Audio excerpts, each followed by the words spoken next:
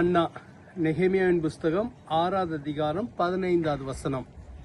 அப்படியே அலங்கமானது 52 நாளைக்குள்ளே கட்டப்பட்டு எலுல் மாதம் 25ஆம் தேதியிலே முடிந்தது.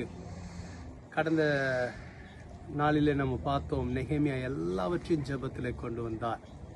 இந்த வசனம் சொல்லுகிறது, அலங்கமானது 52 நாட்களுக்குள்ளே கட்டப்பட்டு அந்த வேலை முடிந்தது. எவ்வளோ சோர்வுகள், எதிர்ப்புகள், போராட்டங்கள், பயங்கள், இதன் மத்தியில தான் நெகேமியா வேலையை செய்தார். கட்டி முடிக்கவும் கர்த்தர் உதவி செய்தார்.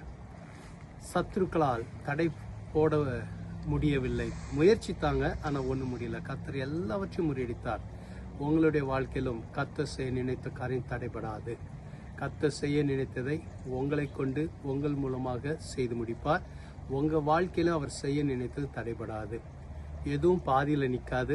கர்த்தர் முழுமையாக நிறைவேற்றி தருவார். ஜெபிக்கலாமா? எங்களை அதிகமாக நேசிக்கிற நல்ல ஆண்டவரே, ஜெயம் கொடுக்கிற தேவனுக்கு ஸ்தோத்திரம்.